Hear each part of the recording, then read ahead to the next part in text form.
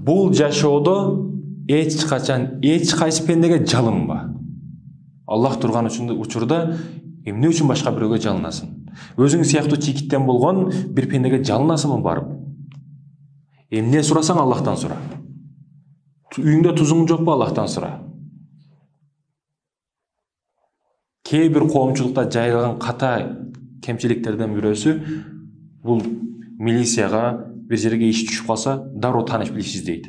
Мына акам бар эле, мына байкем бар эле, досумдун мындай агасы бар эле, ошол жардам кылып берет, андай мындай. Биринчи сен Кудайдан сура. Ортомчу издебе сен. Акча керекпи, дары керекпи, эң биринчи Кудайдан сура, Аллахтан сура.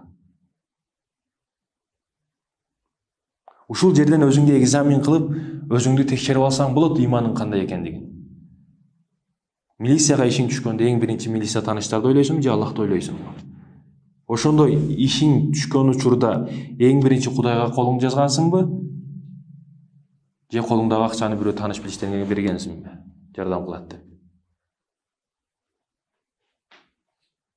Албетте, кимдин досу Аллах болсо, ага эч ким душман боло албайт. Бирок душманың Аллах болсо, эч ким сенден анын азабынан сактап кала албайт.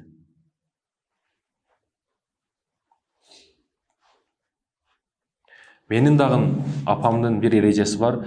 Ар дайым мен ушуну айтып, кайра-кайра айтып чоңойткон, балам эч качан эч кимге жалынба.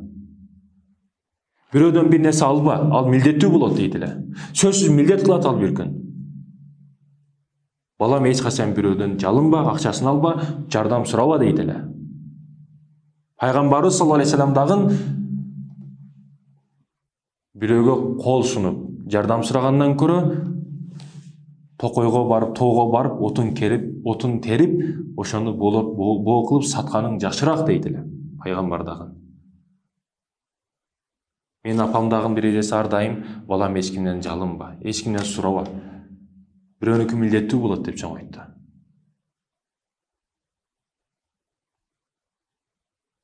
Эгер бирөөдөн жардам алсаң, ага көз каранды болуп каласың. Анан жардам алган адам эч качан өнүкпөйт, өспөйт, ал жардам алган адам. Алган кол ар дайым алган кол болот. Берген колдой боло албайт ал. Кыргызстанга мынча жардам келиптир, Кыргызстанга ушунча гул помощь келиптир, техникалык жактан, армиябызга ушунча танка жардам келип. Жок, сен жардам беришиң керек. Телефонуңда жалкоолонуп, падушкаңдын үстүнө жатып алып, жаңылыктардан көрүп ушунча жардам келиптир, ушунча мына мамлекетте ушунча жардам келиптир десе, аны көрүп сүйүнүп, биз күчтөнүп калыппыз, ушунча жардам келди, күчөйүп калдык деп ойлоба сен. Жардам алган адам, жардам алган мамлекет эч качан өнүкпөйт, өспөйт. Бирөөнүн колуга караган мамлекет эч качан өнүкпөйт. Жардам бериш керек. Эмне үчүн вакыймус салавату закат деп Куранда өтө көп келген. Намаз оку, зекет бер, намаз оку, зекет бер деп. Ал дегени сен алба деген. Сен зекет бер. Мусулман бай болуш керек экен. Мусулман бизнесмен болуш керек экен деген түшүнүктөрдү түшүнүш керек. Сен ар дайым беришиң керек. Бирөөгө кошоматчы болбошуң керек. Жакшыраак бийликке орноштуруп коет деп бирөөгөн пакта койбошуң керек. Ошондуктан урматтуу мусулман бир тууганым, Аллахты дос тут. Аллах досуң болсо эч ким душмандык кыла албайт. Эгер Аллах душманың болсо, анын азабынан эч ким сени сактап кала албайт. Бир алым жолдо бара жатса, бир кичинекей куш жарадар болуп жерде жатып калат. Бул уча албайт эле бул куш, канаты жараланган.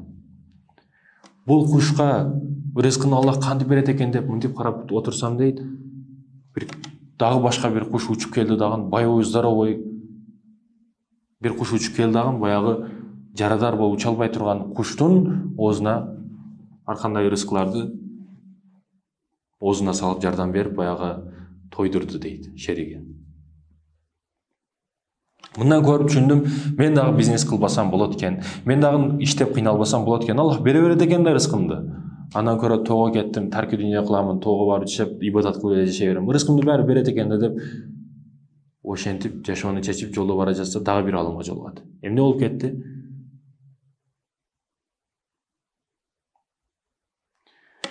Мен ушундай окуяга күбө болдум. Бир куш, уча албаган кушту учкан куш келип рызкысын берип тойдурду. Аллах ошол кушка рызкы берген, мага дагы берет. Мен ондан көрө тарбиялене кылам, намазымды окуп, ибадатымды кылып эле жүрөмүн дейт.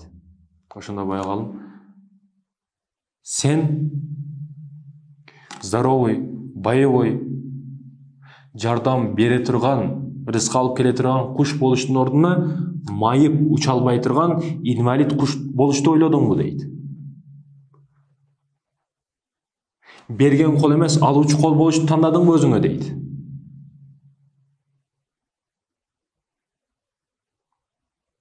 Ошондон урматтуу мусулман бир тууганым, ар бир нерседен сабак алышыбыз керек. Жардамды Аллахтан сура. Жардамды жараткандан сура, жаралгандардан эмес.